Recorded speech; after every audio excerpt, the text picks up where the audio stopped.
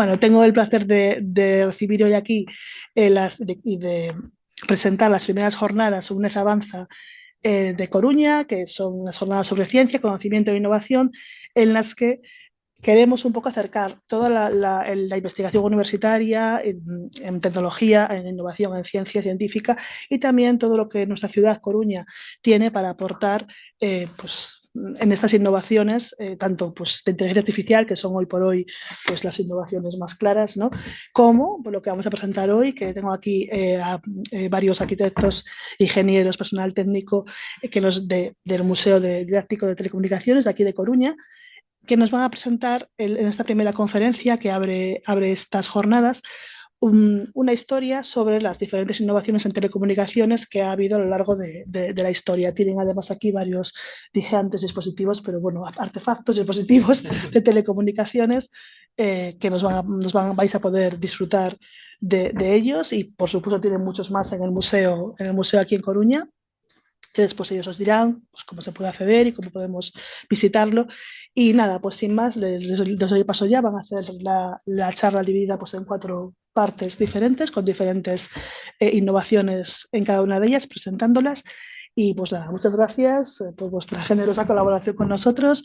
Y bueno, quería decir también que si os gusta, si os interesa, haremos un curso de extensión universitaria sobre esta historia de telecomunicaciones mucho más extenso, evidentemente, que esta pequeña introducción que vamos a dar ahora. Pues nada, muchas gracias, les dejo ya con ellos. Muy bien.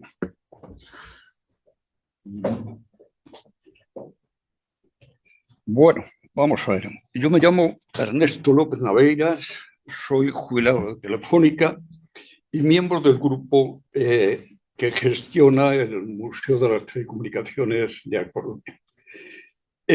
Quisiera dar las gracias a la UNED en nombre de todos mis compañeros porque el habernos invitado a realizar esta conferencia, bueno, pues es un reconocimiento que lógicamente hay que agradecer.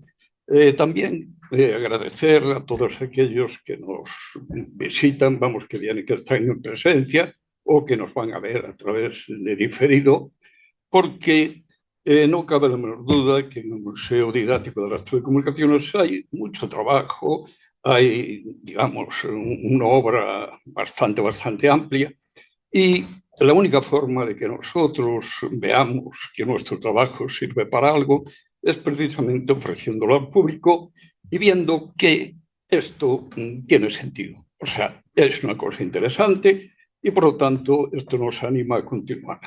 Así con que, con lo dicho, voy a comenzar a pasar una serie de diapositivas que en principio hay un grupo pequeño de diapositivas, 3 o 4, que nos van a hablar del museo.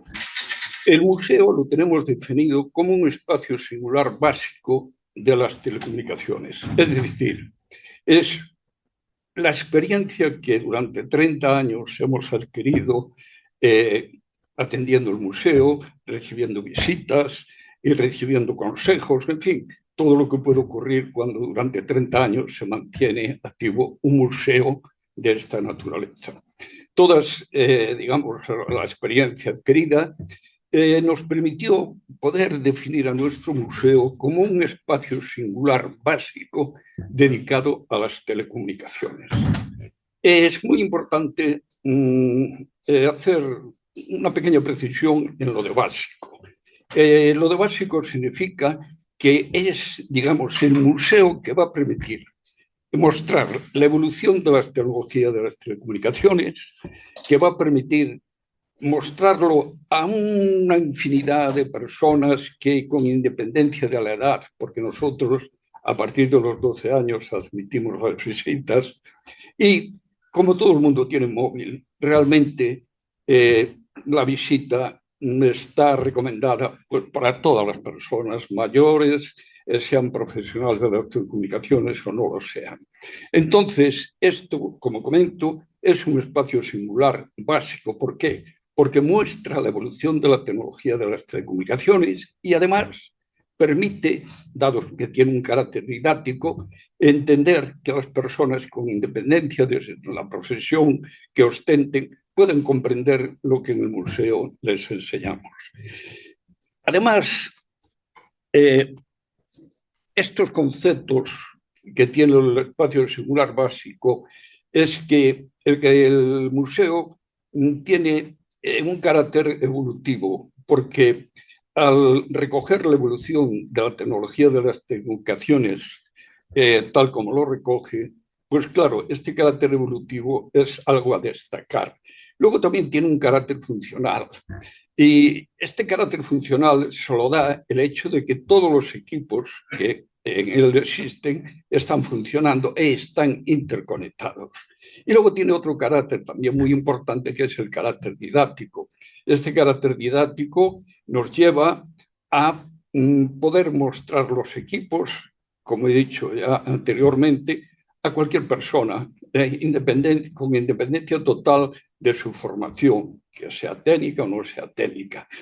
Bien, así con que estos tres aspectos son muy importantes en nuestro museo. Estos tres aspectos no nacieron en el momento de empezar a trabajar en él, no. Estos fueron una consecuencia de la experiencia que fuimos adquiriendo a través de los años, que nos permitieron fijar estos tres aspectos muy importantes dentro del museo, tanto que lo hacen un museo muy singular.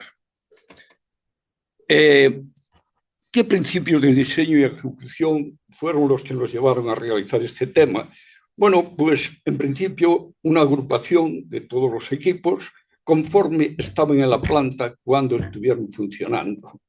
Luego también una interconexión entre todos ellos. Esta interconexión nos va a permitir establecer llamadas entre equipos que pertenecen a épocas muy lejanas con los equipos modernos e incluso los equipos actuales de la red telefónica. Luego, la continuidad ejecutiva, que es lo que comentaba, esa evolución que se recoge en el museo, bien, nos permite ver cómo eran los equipos de cada época dentro de la evolución de la tecnología de las telecomunicaciones. Y el apoyo visual. El apoyo visual no cabe la menor duda que está muy logrado en el museo con los elementos didácticos. Los elementos didácticos nos van a permitir mostrar las interioridades de los equipos, su funcionamiento, aquellos aspectos que hay que resaltar para que se entienda cómo funciona e incluso la función que se le asigna dentro de la red telefónica. Luego tiene otro aspecto también que es importante, que es un principio, como son los anteriores, que es la sostenibilidad.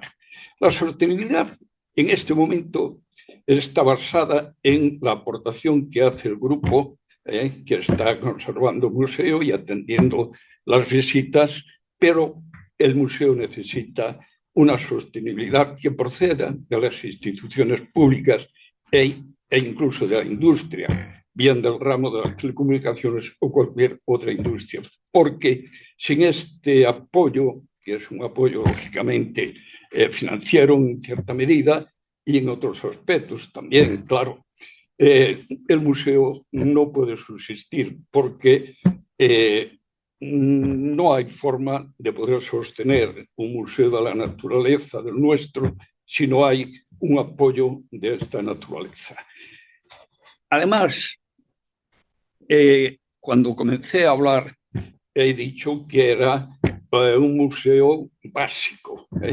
Bien, aquí tenemos un espacio único máster. Aquel era un espacio único básico, porque lógicamente es cómo deben de ser aquellos museos que pretenden mostrar la evolución de la tecnología de las telecomunicaciones. En cambio, lo que ahora trato de indicar es que no hay que conformarse solo con tener en esta ciudad o incluso en la región o incluso en el país un museo específico y único básico, sino que hay que conseguir un espacio único máster. ¿Por qué? Porque esto, tal como nosotros lo concebimos, se trata de hacer una ciudad museística, con sus calles, sus plazas y todos aquellos aspectos que se encuentran en cualquier ciudad. Y estos espacios es donde hay que ubicar los diferentes equipos que forman parte de la evolución de la tecnología de las telecomunicaciones. Por ejemplo, en las calles irían, vamos a suponer, las centralitas, en las plazas podían ir algunos elementos que dentro de la red tienen un significado especial, y al final, construyendo esa ciudad, se construye algo que tiene un valor cultural tan grande, que realmente es una meta a conseguir. Por otro lado, disponer en una ciudad, en una región o incluso en el país de un espacio único máster sería conseguir algo que lógicamente va a tener una importancia de tipo cultural enorme, y además va a hacer que todo el mundo en un siglo, que es el siglo de las telecomunicaciones, pueda entender de dónde viene ese teléfono que todo el mundo lleva en el bolsillo. Una máxima que nosotros aplicamos en el museo es que toda aquella gente que nos visite, cuando sale del museo, tiene que saber con toda certeza y con toda claridad de dónde viene ese teléfono que están utilizando continuamente, desde los más jóvenes a los mayores. Entonces, este es el objetivo que nosotros nos marcamos en las visitas. Con esto creo que ha dado una pequeña pincelada a lo que representa el Museo Didáctico de las Telecomunicaciones de A Coruña. Entonces, me asignaron para continuar un tema relacionado con los circuitos de datos. Yo os voy a hablar de los circuitos de datos. De los circuitos de datos, desde el momento en que este servicio se pone en funcionamiento, se crea la necesidad industrial o social de disponer de unos elementos que permitan la transmisión de información a grandes velocidades y en grandes cantidades. Claro, esto aparece en el momento en que la tecnología avanza y empiezan a comercializarse los terminales de datos, unos terminales que en las etapas anteriores, vamos a decirlo de alguna forma que se entienda, eran tontos. O sea, un teletipo sobre el cual se escribe y se transforma la información en unos códigos, es un equipo que no tiene capacidad de proceso, sino que ese equipo va a mandar a la red aquello que el hombre que lo está manejando hace, o sea, cuando pulsa una tecla. Si pulsa una A, esa A se codifica y la manda a la línea. Perfecto. Pero no, aparecen otro tipo de terminales que vamos a llamar terminales listos, que son los terminales de datos. Por ejemplo, un terminal bancario. Un terminal bancario es un terminal capaz de dialogar con un centro de cálculo de un banco, por ejemplo, y hacer pues operaciones aritméticas, en fin, hacer muchas cosas con un proceso un poco complejo, algo complejo. De ahí viene lo de que sean terminales listos. Bien, estos terminales listos se podían conectar a un ordenador, que es un ordenador de un banco donde tienen todos los datos, un centro de cálculo potente, y para hacerlo había que coger y poner una línea. Pero claro, esa línea tenía que tener una serie de aspectos, o sea, había que considerar una serie de aspectos como son que, claro, la red de que se disponía en los años 60, que es cuando aparecen los terminales, años 60, 70, tenía que ser, esa red era una red analógica. Claro, los terminales no trabajan con señales analógicas, trabajan con señales digitales. Entonces, había que conseguir que la señal que el ordenador produce, que el terminal de datos produce, pues había que transformarla de digital en analógica. Y para eso se utilizaban unos módems.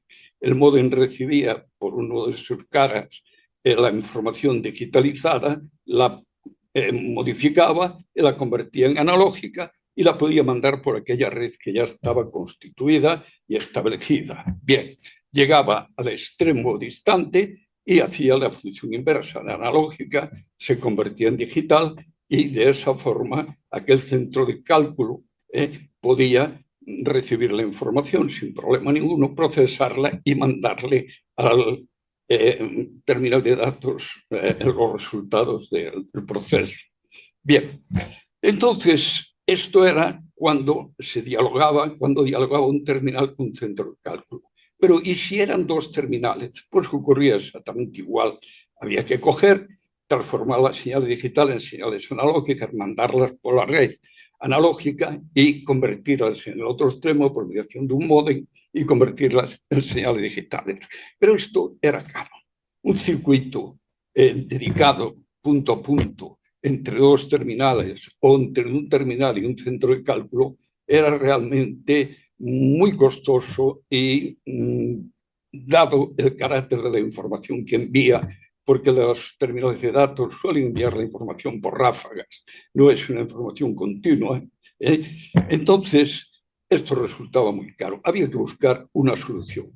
Entonces, esa solución empezó a trabajarse en ella por los años 70 y consistió en que las universidades americanas empezaron a diseñar una nueva filosofía para el tema de la conmutación de datos, que es lo que se trataba. Lo que se trataba era, igual que se hizo con el teléfono, primero los teléfonos unían entre sí por una línea de cobre, luego apareció la central automática. Bueno, pues lo que se trataba es de poner un elemento, un nodo de conmutación que fuese capaz de conectar los terminales a los centros de cálculo, pero no con líneas dedicadas, sino por medio de una red de conmutación, de un nodo de conmutación. Bien, las universidades americanas trabajaron en este tema y diseñaron una nueva forma de poder hacer este envío de la información, que es realizar una red, pero no una red de conmutación de circuitos, como ocurre con el teléfono y como ocurrió con los datos en algunos países que utilizaron la red de conmutación de circuitos para la conmutación de datos. No, en las universidades americanas lo que pensaron es que había que hacer otro sistema y este sistema consistió en la conmutación de paquetes. La información se divide en paquetes de una cierta longitud, o sea, con una cierta capacidad. Por ejemplo, vamos a decir 256 caracteres sería la información que lleva un paquete. Y esa información, que podemos ponerla como si fuera como una especie de longaniza enorme de información, eso se va haciendo trocitos de esa longaniza, a cada trocito se le pone un origen, se le pone un destino y se envía a esa red desde un terminal o desde un centro de cálculo, desde cualquier lugar donde se produzca esa información. Esa información llega a la red y la red lo que tiene que hacer con la información que cada paquete lleva, conmutarla. Pero conmutarla siempre por la misma línea. No, la puede conmutar por cualquiera de las líneas vacantes que tenga con el destino al cual va dirigido. Entonces, esta forma de enviar o de conmutar la información es mucho más interesante que la conmutación de circuitos, porque en la conmutación de circuitos aparecieron muchas dificultades, muchos problemas que se solucionaban muy fácilmente con la conmutación de paquetes. Entonces, España es fue el primer país que puso en servicio una red de conmutación de paquetes llamada la Red Especial de Transmisión de Datos, RTD, que utilizando protocolos RSAN diseñados por Telefónica, era capaz de conmutar paquetes y a ellas se conectaban, por ejemplo, los bancos. Imaginemos un centro de cálculo del Banco Pastor de Coruña conectado a esa red. Y todas sus oficinas ubicadas en las provincias españolas, pues también se conectan a esa red.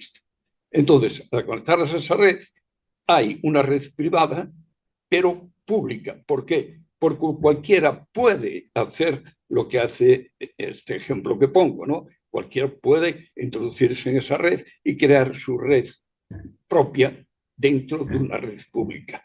Lo que no podía esta red era conmutar información entre clientes diferentes. No, cada cliente tenía sus terminales y esa era una red cerrada, privada, pero dentro de una red pública. En los años 1971-1972 es cuando esta red se comienza a poner en marcha en una experiencia con Banesto, donde el centro de cálculo de Banesto se unía a 3.000 oficinas distribuidas por todo el país.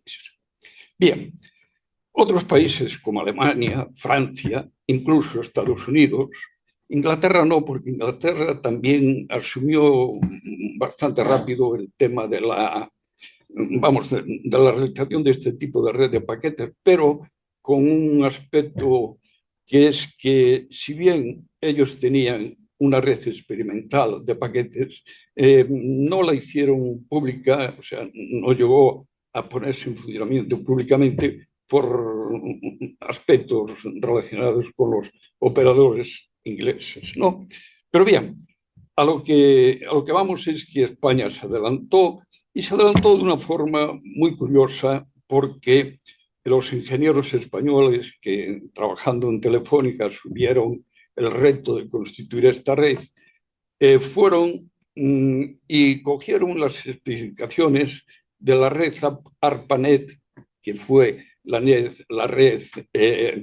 que se estaba realizando en las universidades americanas y que el ejército americano utilizaba en sus bases. O sea, el ejército americano, para unir las bases de todo el mundo, pues utilizó esa red experimental que la Universidad Americana había realizado. Y los ingenieros estos de Telefónica consiguieron las especificaciones de esta red, las estudiaron y llegaron a realizar la red española en base a eso. Pero claro, para hacer este tipo de redes se necesitan unos nodos que tienen que tener unas características determinadas. Los ordenadores del momento eran ordenadores de gestión. Los ordenadores de gestión no valían para estos temas. Se necesitaba ordenadores que tuvieran capacidad para comunicarse, para establecer comunicaciones. Y esto se consiguió a través de un contrato con Univac, que un ordenador que tenía Univac, que era el Univac 418.3, ese ordenador, que era un ordenador de gestión, era un ordenador muy potente, ese ordenador se le adaptaron unos elementos de comunicaciones para poder conectar a ellos los terminales de las oficinas. Esto fue, ya digo, un trabajo realizado entre técnicos de Telefónica y técnicos de Univac, y empezó a funcionar con Banesto, con las 3.000 oficinas de Banesto. Esto fue un verdadero éxito y a medida que se fue depurando la red y que se fue consiguiendo que aquello tuviera una viabilidad aceptable, pues empezaron a incorporarse más clientes y llegó a constituirse una importante red de este tipo. El problema de esta red, lógicamente, era que no podía esta red pensarse que tenía que ser únicamente para España, no, había que comercializarla en todo el mundo. Y para ello lo que se hizo fue que ese hardware de Univac, que luego se sustituyó por un hardware de unos mini ordenadores Honeywell 716, resulta que estos ordenadores Honeywell 716 sustituyeron a los Univac y durante años la red funcionó con este tipo de ordenadores y además se expandió por toda la península.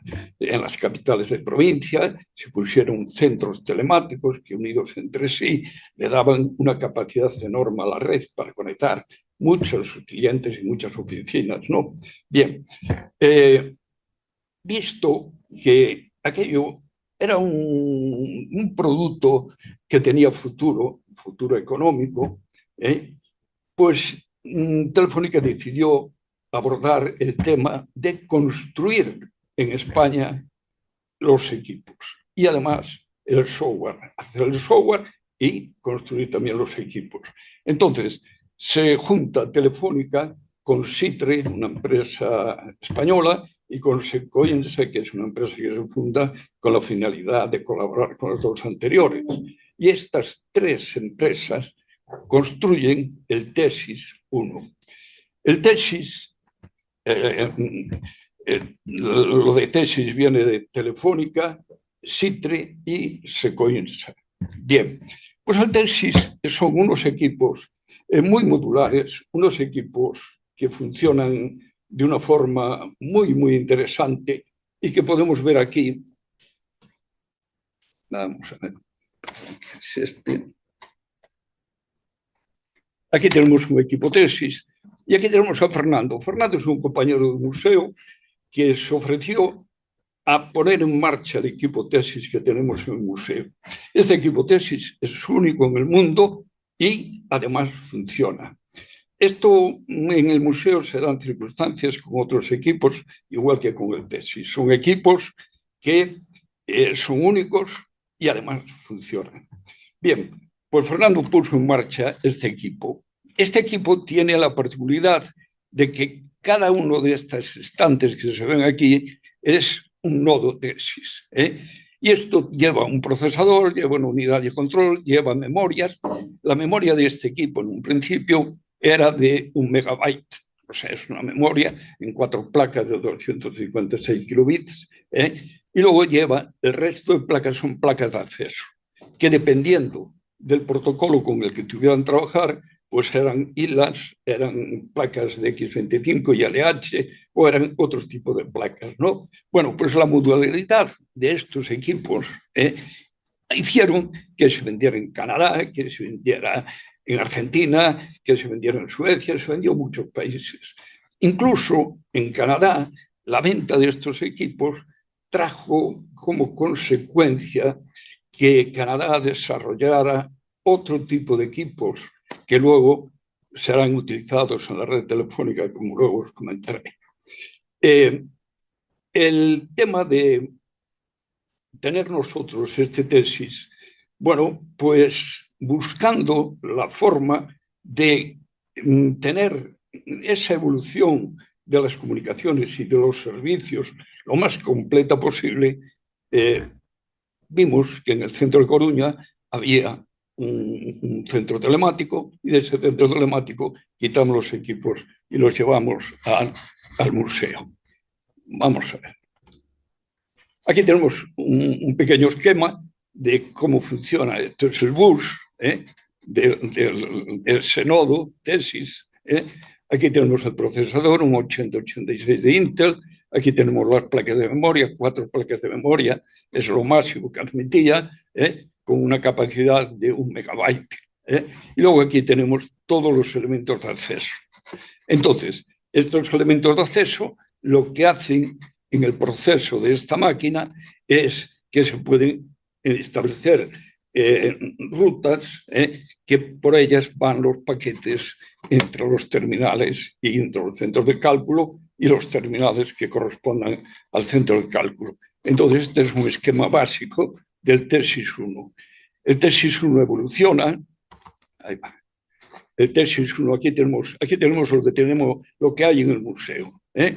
Y aquí tenemos también una configuración de un Tesis. Y aquí tenemos la estructura de la red especial de transmisión de datos, la RTD, que tenía protocolos RSAN. Y luego, cuando sigue avanzando, se sigue mejorando la red, llegan a la construcción de un Tesis B, que un Tesis B era algo ya, digamos, por un lado se mejoró su potencia, era muy rápido conmutando, tenía una serie de prestaciones enormes y luego tenía un nivel de gestión también muy importante que permitía gestionar desde un punto varios equipos, ¿no? Entonces, cuando el Tesis B ya es una realidad. Cuando el Tesis B ya es un equipo viable funcionalmente, o sea, responde a los criterios que se habían establecido para su desarrollo, por razones de muchos tipos. Hay razones, por un lado, económicas, hay razones, por otro lado, también de tipo político. Bueno, pues aparece una red que va a hacer competencia a la red Iberpac, porque la red RSAN pasa a denominarse red Iberpac cuando se producen estos desarrollos. Y entonces, ¿qué ocurre? Que aparece una red que se llama la Red 1 con equipos canadienses de Nord Telecom, que en parte era una copia de los Tesis que habían comprado los canadienses. Una copia mejorada, pero no, digamos, no tan mejorada como para la sustitución o dejar de fabricar el Tesis B, que era un elemento muy importante dentro de este tipo de redes, ¿no? Bueno, pues aparece el Tesis B y, o sea, se crea una red paralela. A la red Iberpac se añade otra red, la red 1. Y los nuevos usuarios de estas redes de datos, en vez de incorporarse a la red Tesis, se incorporan a la red canadiense, de los equipos canadienses. Con lo cual, la red Tesis, la red Iberpac, va evolucionando hacia atrás, mientras Nord Telecom empieza a crecer hasta que aparece Internet. En el momento que aparece Internet, todas estas redes ya pierden su funcionalidad, porque Internet es una red que tiene una serie de aspectos que son muy interesantes para todo tipo de transacciones de datos.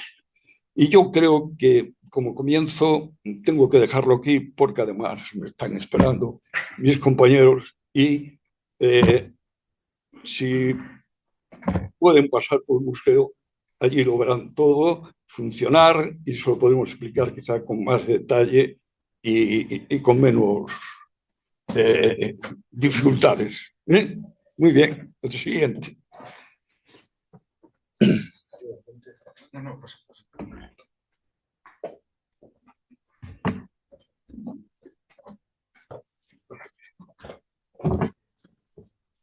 Hola, buenas tardes. Mi nombre es José Ricardo Rodríguez Montero y bueno, he navegado como oficial radiotelegrafista y oficial radioelectrónico pues a bordo de buques y también en el servicio marítimo de Telefónica, que gestionaba la red de estaciones costeras. Actualmente estoy jubilado y en el museo pues me dedico a presentar todos los sistemas telegráficos. Y bueno, como introducción pues os voy a mostrar aquí un PowerPoint con las innovaciones de aquella época, ¿no? de la telegrafía. Espera, en el escrito. Espera que aquí me despiste. Creo que está en el escritorio. Aquí está. Aquí está. Sí, aquí está. Bien. Vamos a empezar hablando sobre los sistemas telegráficos. En primer lugar, os presentaré pues, un primer sistema que hubo que fue predecesor de la telegrafía eléctrica. Perdón, te pongo aquí sí, para que se vea entero.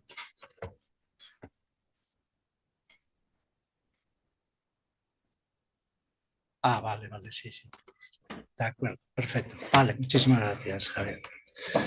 Bueno, aquí un predecesor de la telegrafía eléctrica fue la telegrafía óptica, que se desarrolló principalmente en Francia, de la mano de un ingeniero que se llamaba Claude Chapeau, y esto fue a finales del siglo XVIII, en plena Revolución Francesa, pues desarrolló un sistema de comunicación con torres, con brazos articulados, como podéis ver aquí. Estas torres se construyeron en Francia 580 aproximadamente. En la planta baja había un almacén, o sea, había 3 plantas. En la segunda era la vivienda del operador de las torres, y en la tercera planta pues era donde se codificaban los brazos articulados. Este sistema tuvo nada más que uso militar. Pues en Francia, pues en la Revolución Francesa, en las guerras napoleónicas, bueno, tuvo funciones decisivas referentes a batallas, etcétera. La velocidad de transmisión era de 1000 kilómetros por hora. Tardaba en llegar un mensaje 1 hora para recorrer 1000 kilómetros.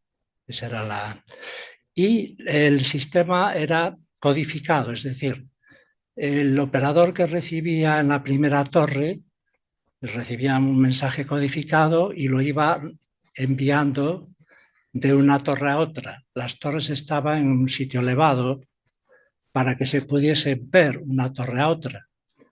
Entonces, el sistema, claro, de noche y con mal tiempo, con niebla y demás, no era operativo. Pero bueno, en Francia, ya os digo, desde finales del siglo XVIII hasta mediados del siglo XIX estuvo operativo. En España se desarrolló también de la mano de José María Maté una red de telegrafía óptica que se extendía desde Madrid a Irún. Había otra rama que iba a Barcelona y otra que iba a Cádiz. El sistema también era para mensajes gubernamentales y militares. Bueno, se me olvidó decir que en Francia también se utilizó para transmitir las cotizaciones de la bolsa, pero ya esto a finales, digamos, ya de su época, ya entrados en el siglo XIX. En España tuvo una vida corta, ya que se implantó en 1850 aproximadamente, perdón, 1840, y hasta 1855 por ahí estuvo operativa. Y bueno, fue un sistema muy fiable, pero ya os digo, para uso militar y gubernamental sobre todo. Y bueno, la siguiente diapositiva, vamos a ver.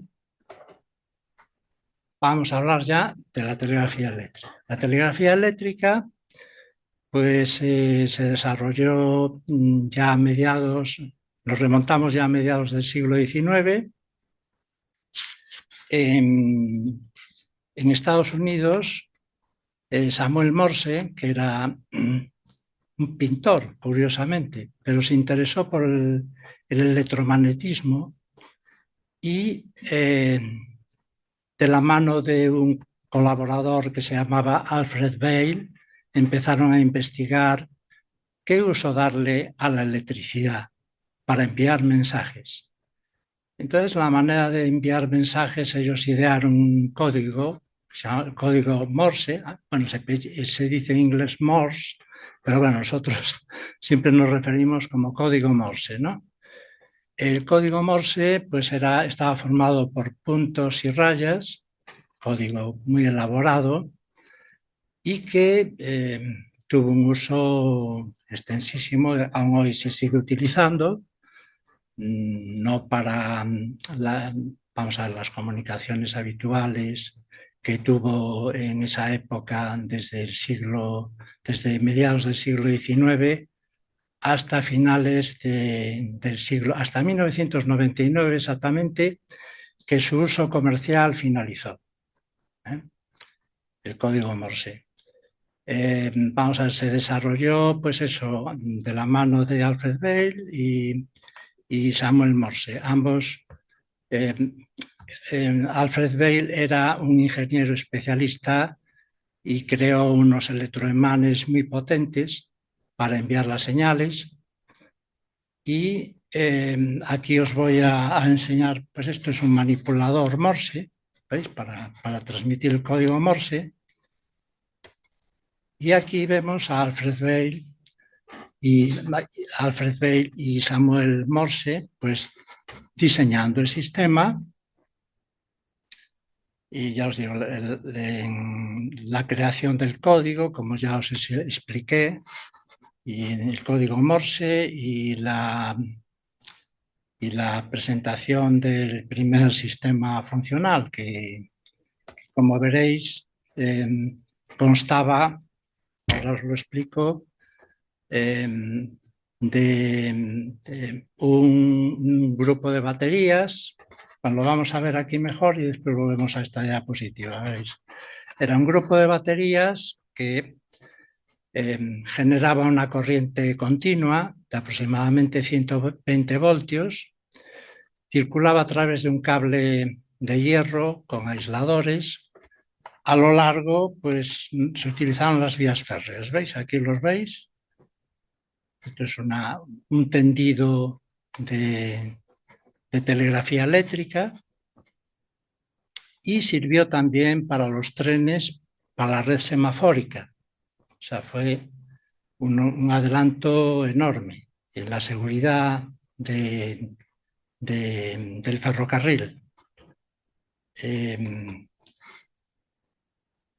Esto era lo que Samuel Morse y Alfred Vail idearon. Era cuando llegaba la corriente eléctrica, al pulsar el manipulador, o ya el vertical, que es esta, se cerraba el circuito, circulaba la corriente, activaba un electroimán y había un sistema de relojería, se daba cuerda así, para el arrastre de cinta. Entonces aquí había una armadura que se generaba al pulsar el manipulador, iba imprimiendo en una cinta que era, como os dije, transportada por este sistema de relojería de arrastre de cinta, iba y quedaba grabado, había un depósito de tinta que al pulsar la armadura contra la cinta quedaba grabado el código Morse. Ese código Morse luego se transcribía a mano y quedaba impreso en un telegrama. Al principio los sistemas eran simples, es decir, mientras digamos, por ejemplo, un circuito Coruña-Lugo, mientras el operador de Coruña transmitía, el de Lugo no podía. Digamos que esto sería Lugo, este segundo manipulador. Entonces, pues cuando finalizaba le decía bien recibido y tal, pero no podían comunicarse los dos a la vez. Con el avance del tiempo aparecieron los sistemas duples que ya sí permitían la comunicación de los dos, y ya más adelante veréis que aparece el conmutador suizo. El conmutador suizo es como una antigua matriz de conmutación mecánica.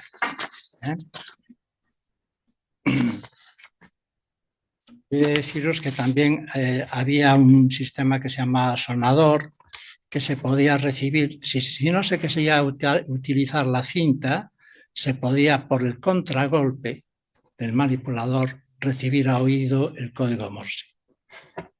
Eso también fue muy importante porque se podía recibir ya directamente escribiéndolo a mano. El conmutador suizo, como ya os dije, permitía a los operadores desviar líneas a ciudades diferentes. Actuaba, ya os digo, la línea, perdonad un momentito. Funcionaba de la siguiente manera, es decir, cuando se pulsaba con estas clavijas, ¿no? Veis que hay una serie de clavijas En una era la línea de entrada y conectaba con una línea de salida. Es decir, lo que permitía desviar varios circuitos a la vez, cambiando las clavijas. Esto fue un sistema muy importante porque permitía varias comunicaciones telegráficas a la vez a distintos puntos, a distintas ciudades. Y en España se impuso digamos, como normativa que se utilizase este tipo de conmutador suizo. En otros países se utilizaron otro tipo de sistemas. Era un poco variopinto lo que existía en aquella época, ¿no? Los alemanes pues tenían sus sistemas más creados por ellos, que les parecían mejor. Los ingleses también, por ejemplo, utilizaba Wheatstone, creó también un sistema de agujas que mostraba una serie de letras, pero era mucho más lento que el sistema telegráfico que inventó Samuel Morse y Alfred Bell. Bueno,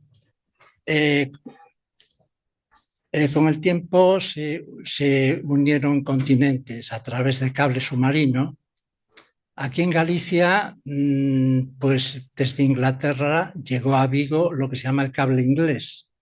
El cable inglés fue muy importante y estuvo en servicio hasta 1999, me parece, desde 1873 que llegó a Vigo.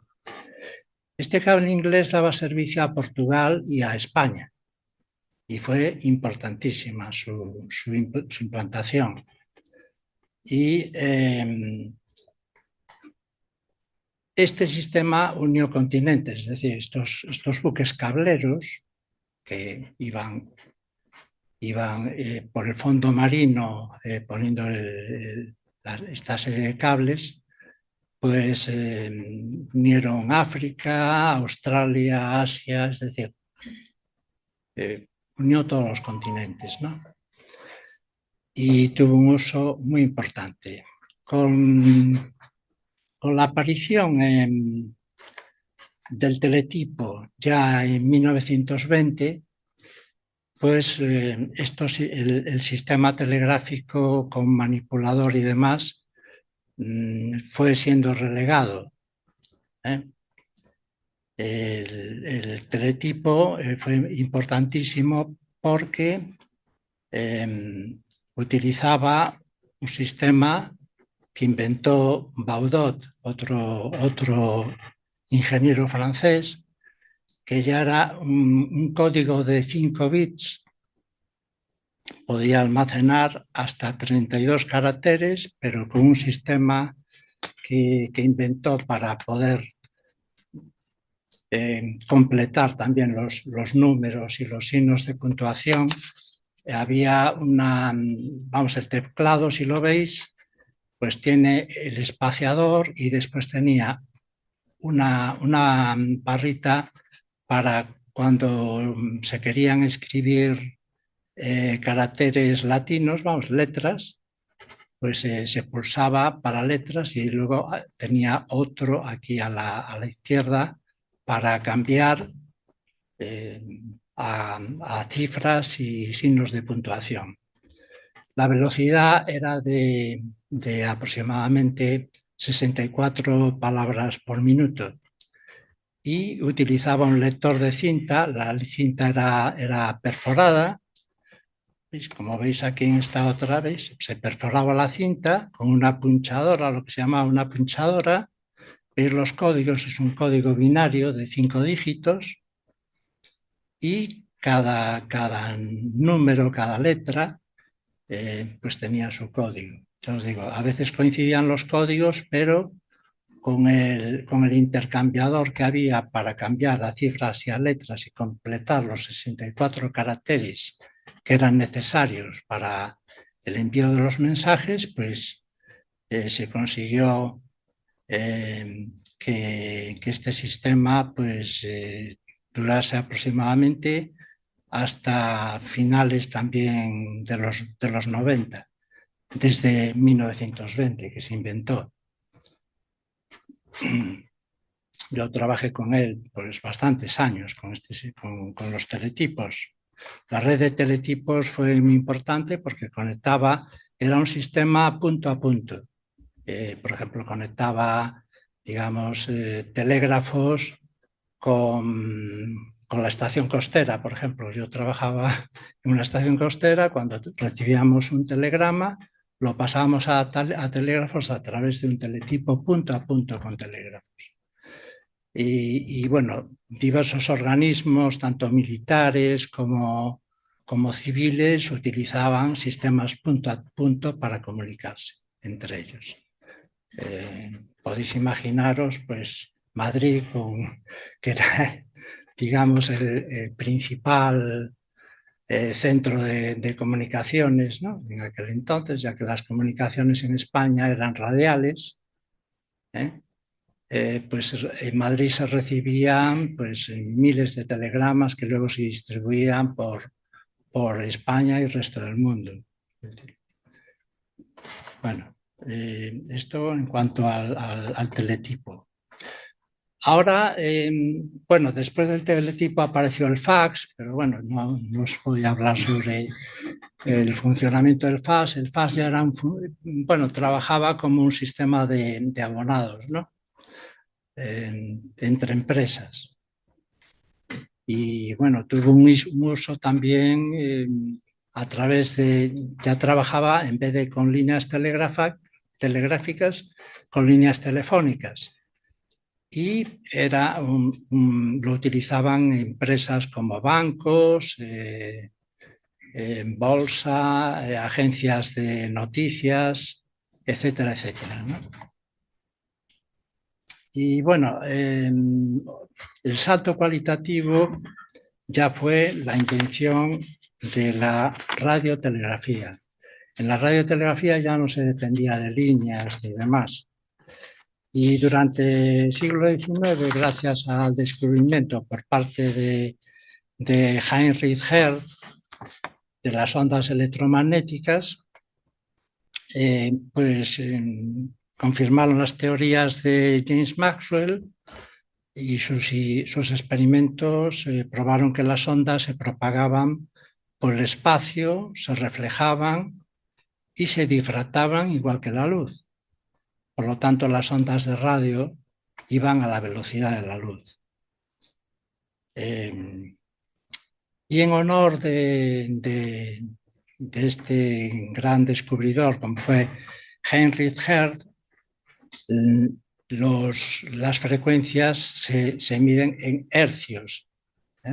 Hercios o también aquí en España le llamamos ciclos. También kilociclos y megaciclos, etcétera, etcétera.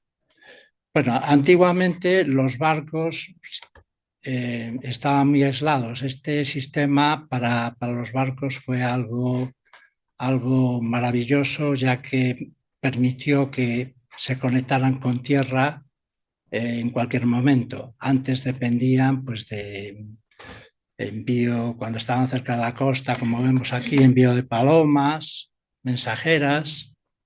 Estos sistemas pues se utilizaban mucho pues eso, en la antigüedad hasta ya os digo, hasta la aparición en el siglo ya finales del XIX y principios del XX, cuando Guillermo Marconi, pues, bueno, también había un sistema de banderas. Las banderas en los barcos pues podían transmitir el alfabeto, cada bandera equivalía a una letra. Y había también banderas que, por ejemplo, la roja y la blanca significaba tengo práctico a bordo, la amarilla es que no tengo ningún enfermo a bordo. Es decir, eran sistemas que aún hoy se utilizan para informar de que el barco está libre de enfermedades o cualquier otro tipo, o por ejemplo si está sin gobierno también suben una bandera. En fin, que se siguen manteniendo, pero lo que es ya la transmisión de letras, como vemos aquí en este gráfico, ¿no? En esta diapositiva, pues ya queda abandonado. Bueno, lo que os decía, en 1901, Guillermo Marconi, después de realizar una serie de experimentos en el canal de Suez, perdón, en el canal de La Mancha, uniendo Calais con Dover y otra serie de ciudades, decidió hacer una conexión transatlántica, ¿no? Aquí lo vemos, pues en su primera conexión transatlántica conectó por radiotelegrafía utilizando un transmisor de chispa que se llamaba, bueno, eso sería un poco lioso explicaros cómo funcionaba el transmisor de chispa, y un receptor con cohesor. Hizo una transmisión desde una ciudad que se llama Poldhu, en Cornualles, en Francia. Perdón, en Cornualles es una península del sur de Inglaterra, con la ciudad de St. John, en Signal Hill. Él estuvo allí con las antenas receptoras, tuvo que poner globos y tal, y se envió la letra S desde Inglaterra y se escuchó aquí, él la escuchó junto con una serie de ayudantes y dar fe de que había llegado la señal perfectamente, y desde aquella se empezó a desarrollar la radiotelegrafía. La radiotelegrafía pues tuvo un uso pues inmenso, ¿no? Y ayudó a salvar miles de vidas. De hecho, pues los barcos tuvieron que instalar a bordo equipos radiotelegráficos. En principio era Marconi en lo que fue Estados Unidos e Inglaterra, y en España también. En Alemania desarrolló Telefunken también sus propios sistemas, y aquí vemos, por ejemplo, el SOS que envió un trozo del SOS, del socorro que envió el Titanic, dando su posición. O sea, los barcos llevaban a bordo radiotelegrafista por seguridad de la vida humana en la mar. Se ocupaban prioritariamente, mantenían escuchas en una frecuencia que era 500 kHz, y en esa frecuencia pues desarrollaban la escucha permanente 24 horas. A veces, al ir un solo radiotelegrafista en la mayoría de los barcos, pues eran 8 horas de guardia, pero el resto de la guardia se realizaba con autoalarma. Se conectaba y esa autoalarma hacía la escucha. Si recibía una señal que era para activar, que se llamaba señal era una señal para activar el autoalarma, sonaba un timbre a bordo y el radiotelegrafista pues estaba durmiendo, estaba haciendo otra actividad, iba corriendo a la radio, se ponía a la escucha y recibía el mensaje de socorro. Este sistema pues ayudó a salvar miles de vidas. Si no existiera, el Titanic se hubiese hundido y se hubiesen muerto todos los pasajeros y tripulantes. En este caso se salvaron, murieron de frío muchos de ellos porque los barcos tardaron en llegar para auxiliarles, pero se salvaron 700 y pico personas de las aproximadamente cerca de 1.800 que llevaba a bordo. O sea que fue... Y desde aquella pues se fue desarrollando la señal de SOS, que se inventó en 1906, ya la envió el Titanic, junto con la antigua señal era CQD, como veis aquí.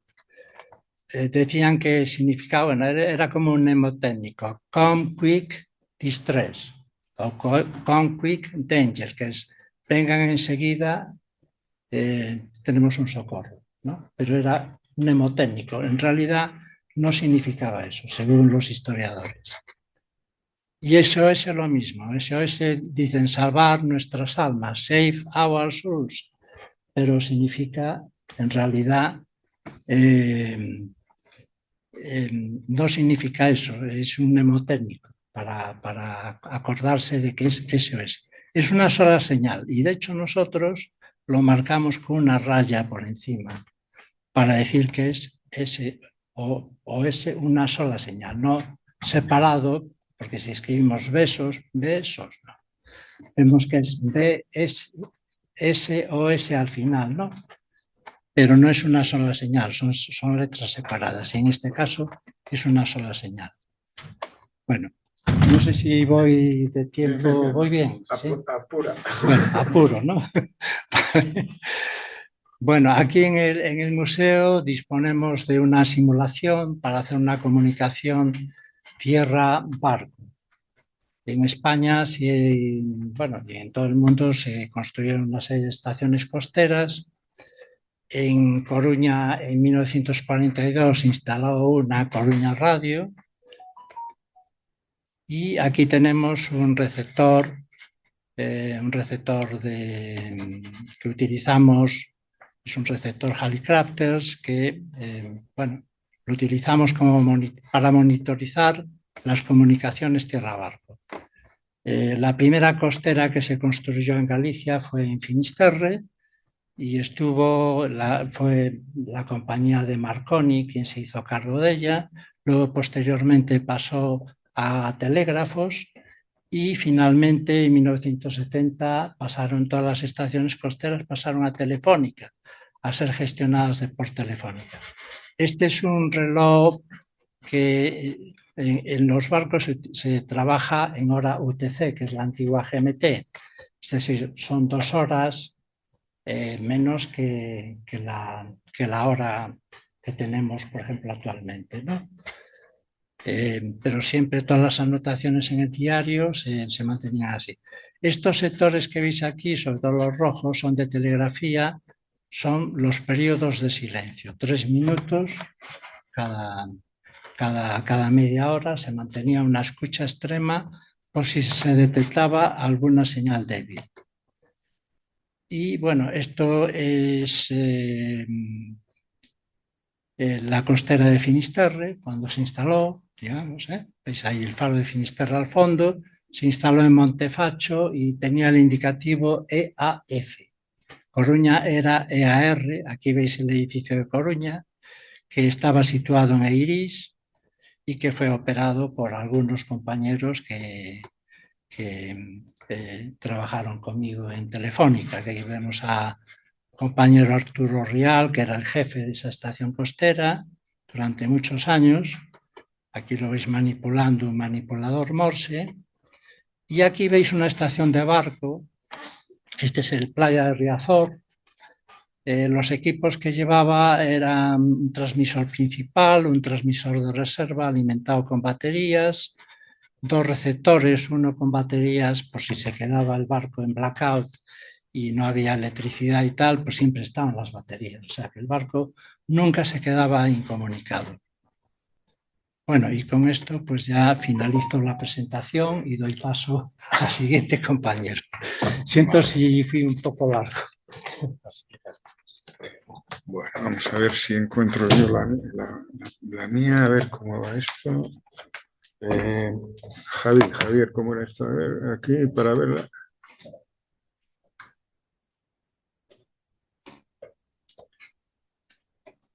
A ver. Creo que es esta, sí. El vídeo, ¿dónde me lo ha dejado? Aquí.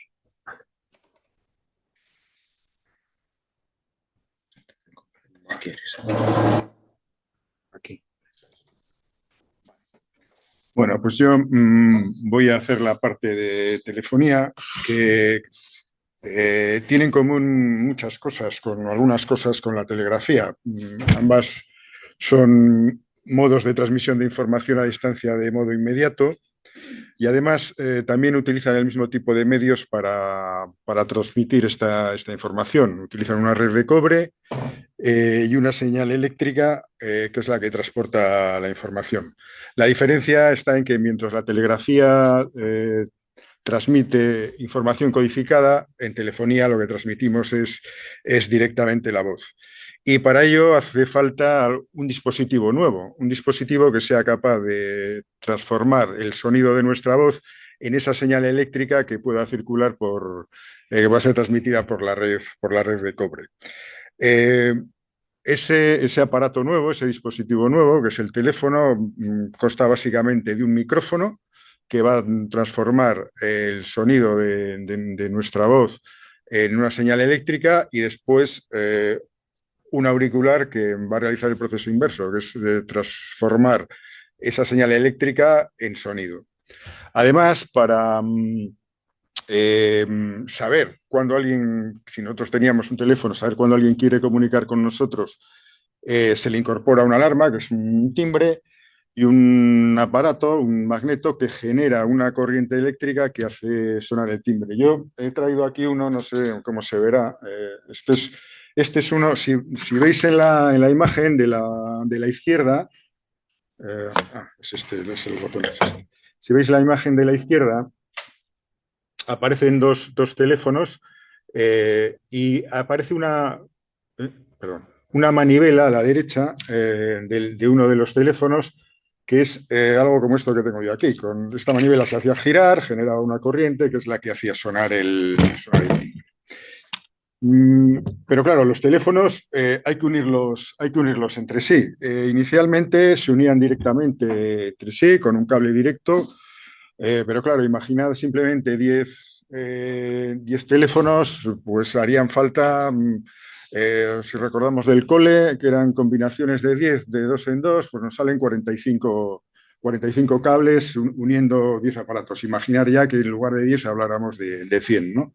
Entonces, de una forma natural ya surge la idea de, en lugar de hacerlo de este modo, llevar cada uno de los teléfonos mediante una conexión a un punto central y en ese punto central montar un equipo que sea capaz de hacer conexiones entre los diferentes teléfonos a demanda. Y bueno, como estaba en el centro, no se rompieron mucho la cabeza y decidieron llamarle centralita, ¿no? Es ese equipo que tenéis ahí en la imagen de la izquierda, justo a la derecha de los dos teléfonos. Ahí veis unas clavijas con unos cordones con unas clavijas colgando. Entonces, cuando alguien quería hacer una llamada, giraba la manivela. En la centralita hay como unas pestañas, saltaba la pestaña y el que atendía a la centralita pues descolgaba este teléfono negro y le preguntaba a ver con quién quería hablar, ¿no? Entonces, bueno, estas centralitas además normalmente estaban instaladas en establecimientos públicos en los pueblos, ¿no? Este tipo de centralitas, como veis, además, ya pues, tienen muy pocas posibilidades de conexión. Son muy pocos circuitos, muy pocos teléfonos los que podían unir entre sí, ¿no? Entonces, enseguida aparece este otro tipo de centralita que veis a la derecha y algunas un poquito mayores, que tienen algunas novedades. Para empezar, ya suele haber una persona dedicada a la atención de la centralita. Y además, la alimentación a los teléfonos la da la propia centralita. Si os fijáis en la imagen de la izquierda, de aquí debajo y aquí, esto que veis aquí son pilas. Estas pilas eran las que alimentaban el teléfono y se instalaban al lado del teléfono en el propio domicilio del cliente. Cuando aparecen las centralitas, como la que vemos en la derecha, es la propia centralita la que alimenta los teléfonos y por lo tanto esto ya no es necesario, lo cual supone un avance muy, muy importante, ¿no? Estas centralitas normalmente daban servicio a localidades, pero como la red crecía, la demanda de nuevos servicios crecía, había que unir estas centralitas entre sí y para ello aparece un nuevo tipo de equipo, que es este que veis aquí. Por cierto, esto, bueno, que está apareciendo en estas diapositivas son todos equipos que están en Muditel, en el Museo Muditel de A Coruña, y todos operativos y funcionan perfectamente, y desde todos ellos podemos hacer llamadas y establecer comunicaciones, ¿no? Como decía, equipo que veis aquí, que se conoce como cuadro interurbano, lo que permitía era unir, normalmente estaban instalados en las capitales de provincia, y lo que unían eran las localidades de la provincia entre sí, y además unían con las localidades de otras provincias e incluso comunicaciones internacionales, ¿no? En este caso, veis un cuadro interurbano que tiene dos posiciones. Normalmente, cuando en las capitales grandes, pues había filas de este tipo de equipos con muchas personas, mayoritariamente mujeres, era un trabajo que hacían fundamentalmente mujeres. Era un trabajo duro porque había una disciplina casi militar, podríamos decir, para este trabajo, ¿no? Bueno, a esto hoy en realidad le llamaríamos un call center, ¿no? Pero bueno, esto es lo que llamamos telefonía manual, ¿no? Que tenía sus limitaciones. Una muy obvia era la falta de privacidad, ¿no? Cualquier operadora que interviniese en la comunicación podía estar escuchando.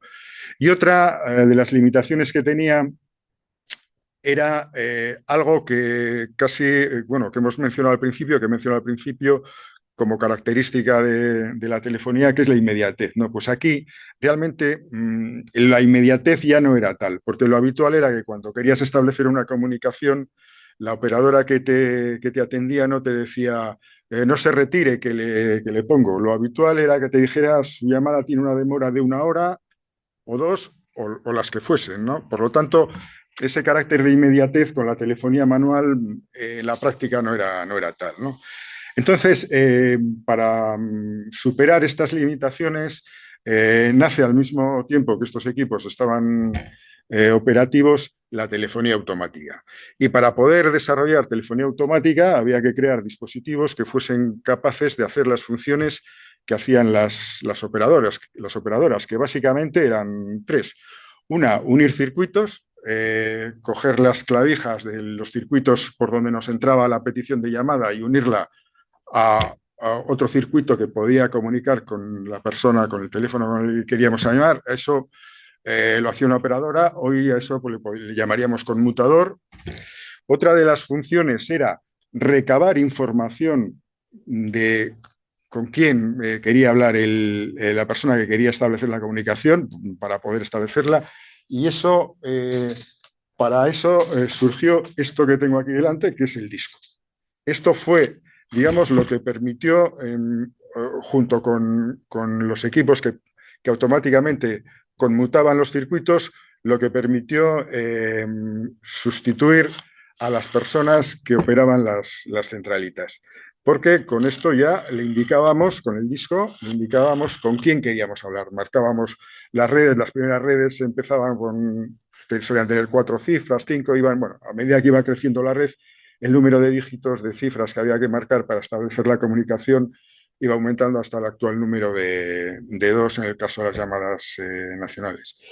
Y había una tercera cuestión que, aunque no es necesaria para establecer la comunicación, en realidad sí que era necesaria para la supervivencia de las compañías, y era la tarificación. En el caso de la telefonía manual, la tarificación la controlaban las operadoras con unos cronómetros que tenían en las mesas, y en la telefonía automática lo que se hacía era instalar un contador individual por cada...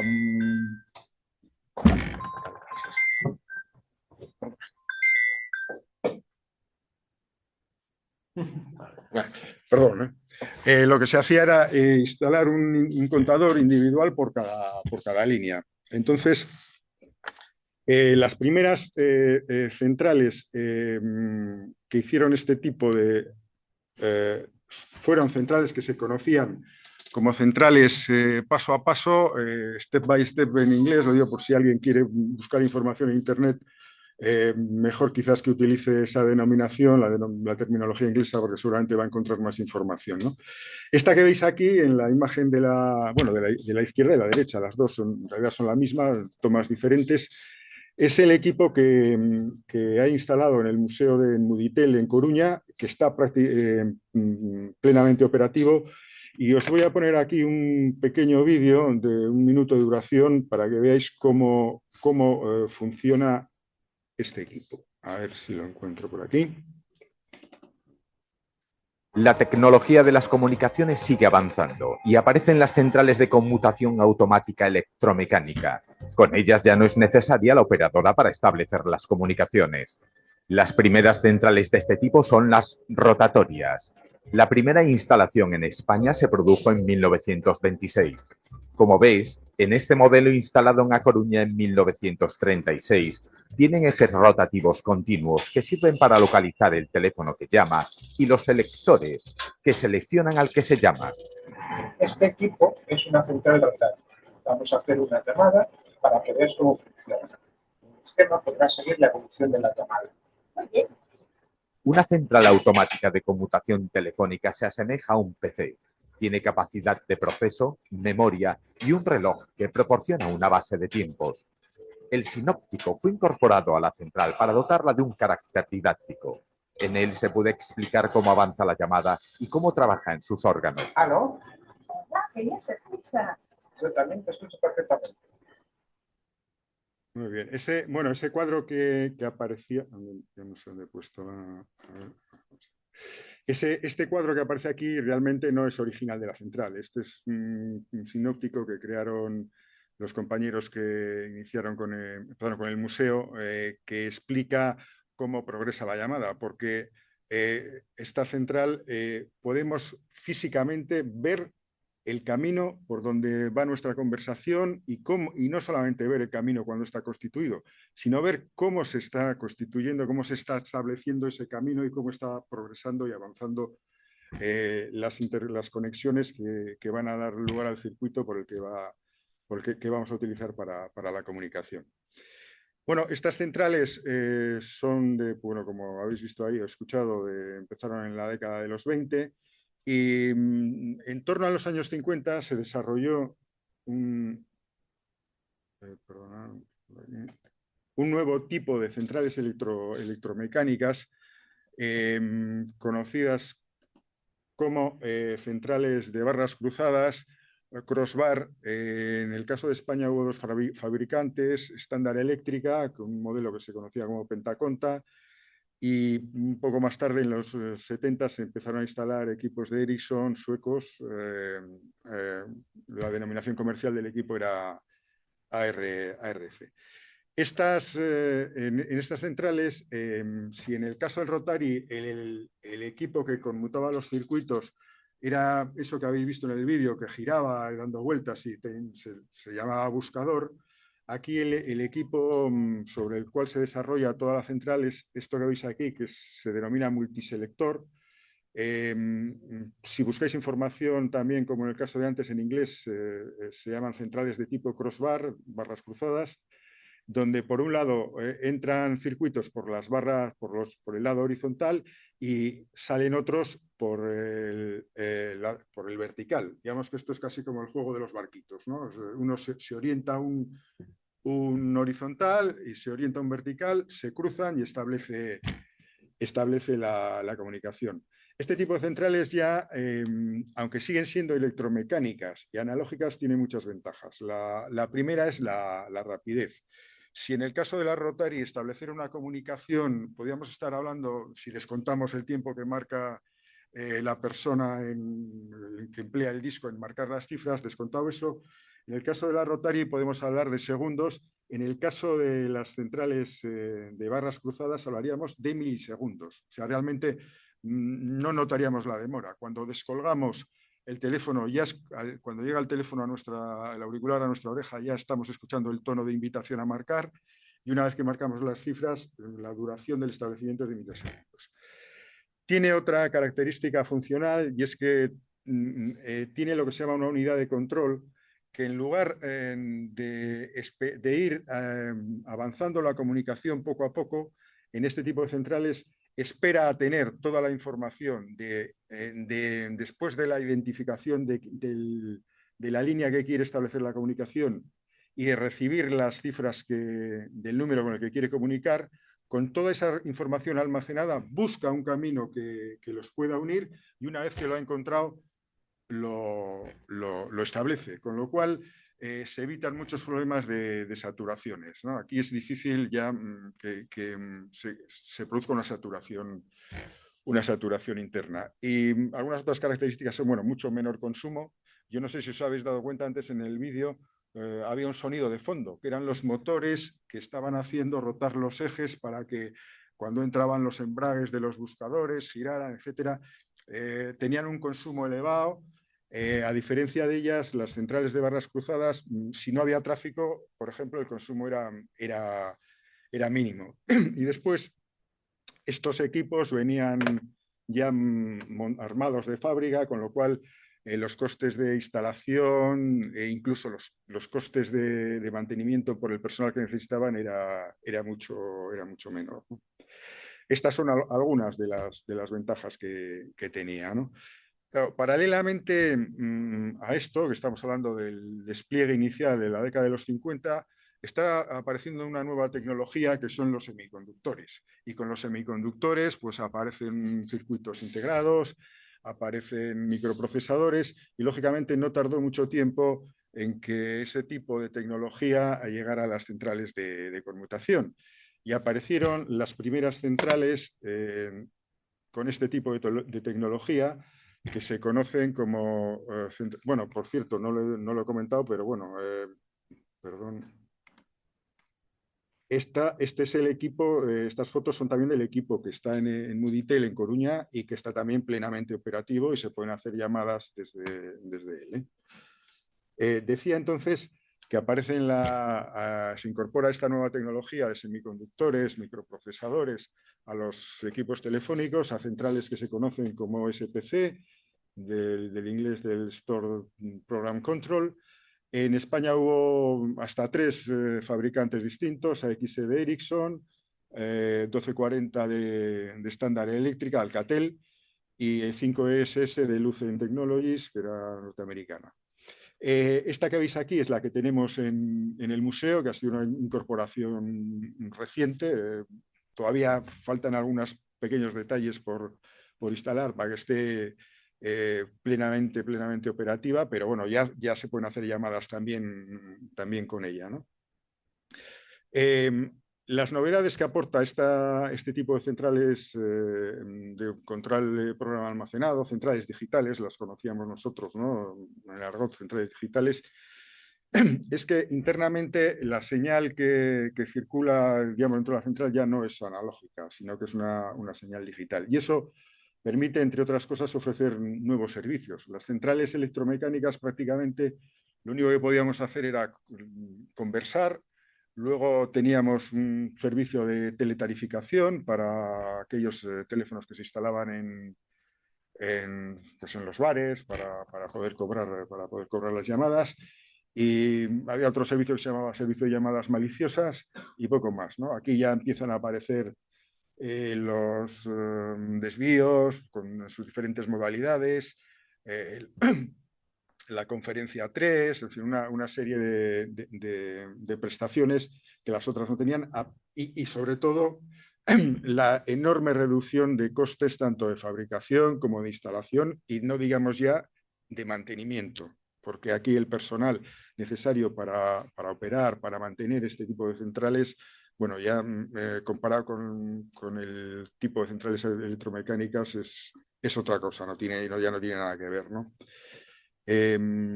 Bueno, estas centrales, claro, alguien podía estar pensando, o sea, que las centrales electromecánicas, las primeras automáticas, empezaron a principio de siglo, las últimas se han apagado las electromecánicas se apagaron, yo creo que las últimas en final de los 90, o sea, que duraron casi un siglo, pues alguien podía pensar que estas iban a durar casi otro siglo.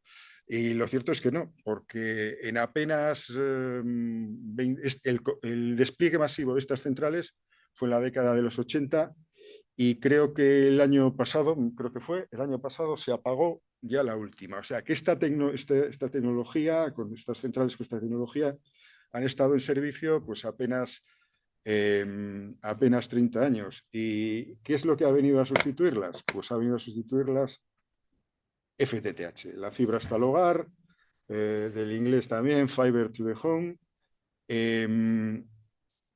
Y aquí sí que el cambio es total. Primero, ¿qué características comunes tenía todo lo que hemos visto hasta ahora? Pues que iba sobre una red de cobre. Todo lo que hemos visto hasta ahora, la red era de cobre, y además lo que conmutaba era circuitos. O sea, eso quiere decir que nosotros en las centrales tanto electromecánicas como las centrales digitales, físicamente teníamos un camino único y exclusivo para cada comunicación. Incluso en las centrales electromecánicas era un camino que físicamente lo podía seguir los hilos de cobre, incluso dentro de una propia central electromecánica, tú podías ir viendo por dónde transcurría la conversación y con un receptor tocar y escuchar. Y en el caso de las centrales digitales también lo podías hacer, pero no de esa manera, sino que el camino único no era un camino físico, sino que era un intervalo de tiempo que tú tenías asignado dentro del proceso de la central. Y aquí, en lugar de conmutar circuitos, lo que vamos a conmutar es paquetes. Por lo tanto, casi nos volvemos a poner al principio, cuando Ernesto nos hablaba de la evolución de la red Cyberpack y nos comentaba que en realidad lo que conmutaban era paquetes. Tanto es así que realmente hoy ya no hay redes diferenciadas, la red es única. Da igual que mandemos datos, que mandemos una señal de televisión, en fin, mandemos lo que mandemos, es conmutación de paquetes. Esto que veis aquí, bueno, decía también que antes la red era cobre, ahora la red es fibra. No quiere decir que la fibra apareciera ahora. La fibra se viene utilizando en telecomunicaciones desde la década de los 70, lo que pasa es que se utilizaba solamente para unir centrales entre sí, para unir equipos de transmisión. Es en torno al 2005 cuando empiezan las primeras pruebas piloto con un nuevo tipo de fibra que es mucho más flexible, que no es tan quebradiza, que la puedes enrollar. De hecho, veis aquí la imagen de la izquierda es una CTO. Esto es lo que hay instalado en los edificios que tienen su propia sala de comunicaciones, pues es lo que veis allí instalado. Y si no, pues por la calle también es lo que veis en las fachadas en las calles de las centrales terminales. Y esto que veis a la izquierda es una máquina de empalmar fibra, porque a diferencia del cobre, que cuando hay una rotura para salir del paso le damos un par de vueltas a los hilos de cobre y salimos del apuro, si se rompe la fibra, ahí eso sí que no vale. Hay que utilizar una máquina. Lógicamente es una máquina antigua, las máquinas de hoy son más sencillas y fáciles de manejar. Y yo con esto pues doy terminada la parte de telefonía. Bueno, no sé si hay lugar a más, son las 6. No sé. Sí, hombre, sí.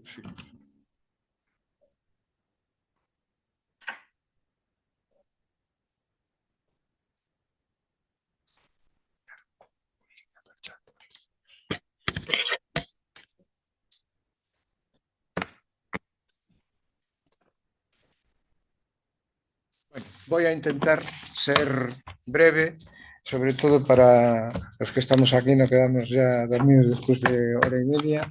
Y bueno, mi nombre es Javier Freire y pertenezco también al equipo de Muditel, del Museo de las Telecomunicaciones. Profesionalmente trabajé en Telefónica muchos años, más de 30 años, y en los últimos 15 años, desde el 2003 al 2018, pues estuve en el Centro Nacional de Acceso Inalámbrico que Telefónica tenía aquí en Coruña y se encargaba pues, de la supervisión, operación y soporte a distancia del mantenimiento de las estaciones base que Telefónica tenía en España, ¿no? En ese momento. Y lo que quería traer hoy aquí pues es una innovación que fue en su momento, que fue utilizar la telefonía móvil pues para proporcionar el acceso telefónico fijo en el medio rural, ¿no? Pero bueno, antes de llegar ahí, vamos a comentar los orígenes del teléfono móvil, ¿no? Se considera al ingeniero de Motorola, Martin Cooper, como el padre del teléfono, cuando en 1973 pues, realizó una primera llamada en las calles de Nueva York y bueno, quiso hacer la llamada a su principal competidor en aquellos momentos, que era el ingeniero de la compañía Bell Laboratory, de la AT&T, y para decirle, oye, mira, soy la competencia y estoy aquí haciendo una llamada desde un dispositivo móvil, ¿no? En teoría sería más bien para sacar un poco de pecho, ¿no? El teléfono en aquellos momentos era el Motorola Dynatac 8000X y bueno, pues veis ahí un poco las características que tenía y en fin, pues eran $4000 de la época, pero bueno, sin embargo, después de un año, pues casi 300.000 personas en el mundo pues ya tenían un dispositivo de estas características, ¿no? Sin embargo, cuando fue nominado Premio Príncipe de Asturias de Investigación Científica y Técnica en el 2009, Martin Cooper expuso que si bien había inventado el teléfono en 1973, no fue hasta una década después cuando pudo realmente ponerse a la venta y ser medianamente útil, aunque él comentaba que no funcionaban demasiado bien debido a la escasez de infraestructuras. Esa escasez de infraestructuras viene derivado del desarrollo que era posible realizar en aquellos momentos para las necesidades de una red móvil. Uno de esos desarrollos que se hizo o invento fue ya en 1947, pero hasta décadas después no se llevó a cabo, que fue la reutilización de frecuencias. El espectro radioeléctrico que se utiliza en las comunicaciones móviles pues es limitado, es el que hay, y para conseguir más comunicaciones simultáneas se divide el territorio en pequeñas celdas, de ahí el nombre de celular, y cada estación base da cobertura a esa celda. Con lo cual las frecuencias en celdas que no son adyacentes pues se pueden reutilizar. Otra problemática que tenían las redes móviles son que utilizan mucha información y tienen que gestionar muchos datos, porque las redes móviles tienen que saber dónde está el móvil, cuándo se tiene que cambiar de estación, a qué estación se cambia y su ubicación en todo momento. Eso supone una gestión de datos importante y en tiempo relativamente corto, que en aquellos momentos pues, no era posible, y hasta que se desarrollaron los microprocesadores no fue capaz de gestionarse esa información en el tiempo suficiente para no interrumpir la llamada. Y aquí quiero hacer un inciso para destacar pues la labor de las mujeres científicas que no han tenido a veces reconocimiento en la historia, como es el caso de Heidi Lamar, que era una mujer austriaca que se fue a Estados Unidos y se hizo famosa en Hollywood de los años 40 y 50. Sin embargo, era una mujer ya con una inteligencia privilegiada que desde los 4 años estudiaba música, idiomas, danza y comenzó a hacer los estudios de ingeniería. Y en la década de la Segunda Guerra Mundial, pues ya había terminado sus estudios en Estados Unidos y se ofreció a colaborar con el gobierno estadounidense para ayudar en la guerra contra Hitler, ¿no? Sin embargo, los estadounidenses, el gobierno en este caso, prefirió usarla como reclamo publicitario para vender bonos de guerra en su momento y el que comprara $25.000 pues tenía derecho a un beso de de esta mujer, ¿no? Parámetros que hoy en día pues estarían un poco alejados de lo correcto, ¿no?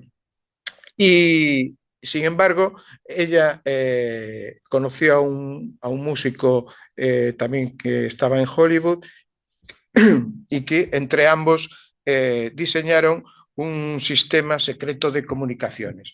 Se trataba de dirigir torpedos de tal forma que acertaran más fielmente en los blancos del enemigo.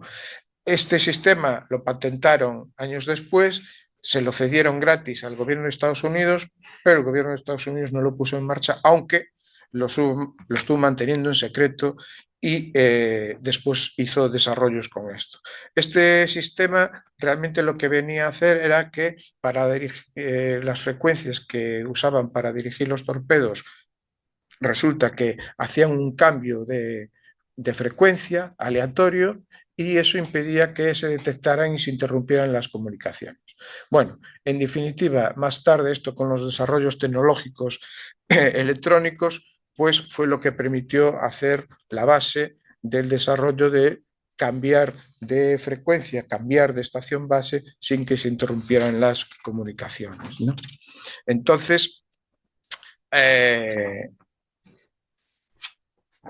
digamos que ese invento pues es la base de muchas comunicaciones inalámbricas hoy en día, incluso Wi-Fi, no solo las del móvil, ¿no? Bueno, la comunicación móvil en España arrancó con los teléfonos móviles en los coches, se llamaba telefonía automática para vehículos, ¿no? Eso fue en la década de los 70, pero realmente hasta los 80 no fue cuando se avanzó en la telefonía móvil.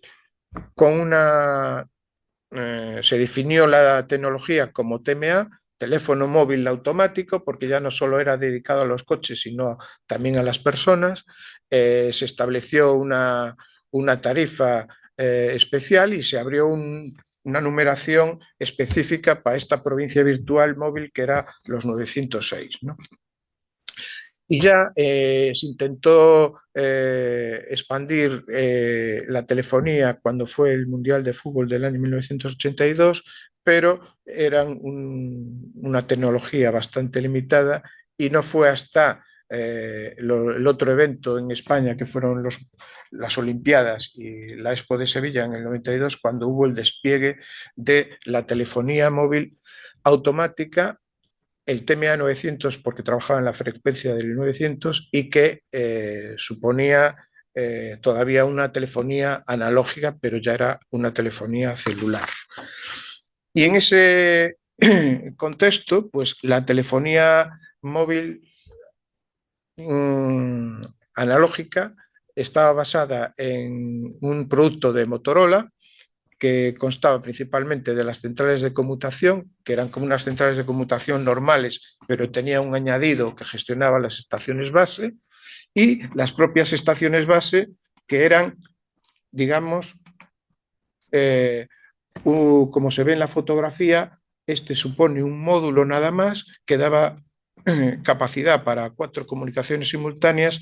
Pues evidentemente para un tráfico más importante pues había que poner numerosos elementos como este en funcionamiento, lo que hacía pues que sean unas estaciones que ocupaban bastante espacio y energía, ¿no?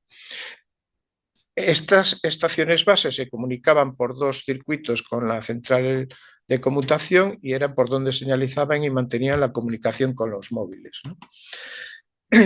En este estadio es cuando se estaba en la telefonía fija con la intención de dar el servicio universal en todo el territorio español, incluso era una directriz europea, es decir, que todo el mundo tuviese acceso al servicio telefónico básico y al mismo precio.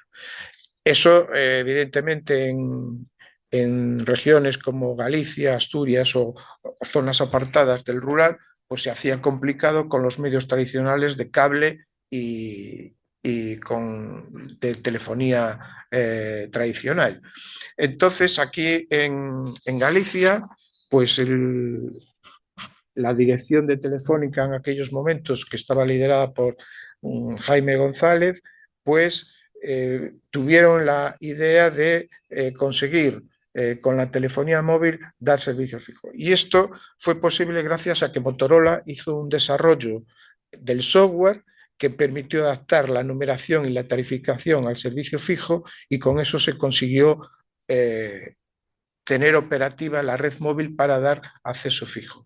Eso, y también el disponer de un equipo en Casa del Abonao, que al final lo que se hizo fue hacer un pequeño contenedor donde había una parte que era como un teléfono móvil, otra parte que era hacía las funciones para que funcionara como un teléfono fijo, es decir, tuviera tono, recibiera las cifras de marcar, etcétera, y constaba de una batería para, en caso de que se fuera el suministro eléctrico, tuviera algo de tiempo de reacción. Y realmente en aquella época la penetración del servicio telefónico básico en Galicia era de apenas un 23%, es decir, 70 y pico personas en Galicia de 100 no tenían el acceso telefónico en su domicilio, ¿no? Y entonces esta solución permitió pues un despliegue masivo y muy rápido, y en el año 1992 pues inaugura el primer teléfono de estas características. Se hizo una experiencia piloto inicial con 15.000 teléfonos, tanto en Galicia como en Asturias. El resultado fue satisfactorio y eso permitió el desarrollo de esta solución tecnológica para dar servicio a los clientes del rural. En año y medio prácticamente se instalaron cerca de 150 estaciones y se implantaron 120 terminales en los domicilios del rural. Hay que tener en cuenta que esta implantación es bastante dificultosa porque en esos momentos no había los desarrollos tecnológicos en tecnología de mapas ni de localización. Las estaciones base había que colocarlas en los puntos altos y suponía la creación de suministro, tener permisos. Fue una labor ingente, pero bueno, eso permitió un salto cualitativo en la sociedad gallega y en el rural en general en España, porque pasó de estar incomunicado a tener un medio de comunicación, y la verdad es que durante los primeros tiempos fue un servicio que agradecía mucho las personas que no disponían de ese servicio. De hecho, prácticamente en cualquier parroquia de Galicia había un teléfono que estaba conectado por esta tecnología, ¿no? Y realmente, después de todo este esfuerzo tecnológico, en 1994 se podía anunciar que Galicia era la primera región en el mundo con acceso universal al teléfono fijo en el mundo rural, ¿no? Eso fue un hito histórico, y que esta solución tecnológica pues se vio que era una solución muy, muy efectiva. Hay unas muestras de la evolución de clientes track. En su punto más álgido había 240.000 clientes, y ya en el 2003 se apagó la red analógica para el servicio de telefonía móvil, y 5 años más tarde, en el 2008, se cerró el servicio analógico para el track, pero siguió funcionando en otras tecnologías, porque evidentemente el track tenía unas limitaciones importantes a la hora del secretismo, porque la interfaz aéreo era analógico. Cualquier radioaficionado que sintonizara esa frecuencia podía escuchar las conversaciones. También derivados de sobrealcances, pues también se escuchaban conversaciones en otros teléfonos, y después también el avance de la conectividad por datos y otros servicios pues no se podían proporcionar con esta tecnología, con lo cual se implantó un desarrollo tecnológico nuevo, pero con la misma idea de usar la telefonía móvil para dar servicios fijos. En la actualidad, realmente Telefónica y otras operadoras dan el servicio de conectividad mediante una solución en base a fibra, y si no llega a la fibra, pues es vía radio, que es usar la tecnología móvil. Evidentemente, hoy en día el servicio telefónico no es la base o la demanda que tenemos, sino usamos la telefonía y el teléfono móvil para las comunicaciones personales y utilizamos la conectividad en los domicilios para las cuestiones comunes, dar wifi en casa, conectar la televisión o para cuestiones de seguridad u otras conectividades, ¿no? Y esta telefonía se fue adaptando y los equipos pues se han ido modernizando, y ahora pues hay conectividad vía radio para acceso, digamos, fijo, entre comillas, pues con 2G, 3G y 4G. Y bueno, hasta aquí es mi intervención. He apurado un poco para cumplir un poco objetivos, y bueno, dar las gracias a todos por estar ahí escuchándonos, y invitaros, como comentaban mis compañeros, a visitar el museo cuando queráis. Se puede hacer, todo es vía visita concertada, y en la web de Muditel, que podéis encontrar en internet, pues están los teléfonos y correos de contacto para solicitar esas visitas. No sé si tenemos alguna pregunta o no. Pues por nuestra parte daríamos por finalizado. Muchas gracias a los que habéis estado aquí, y espero que nos haya resultado muy aburrido.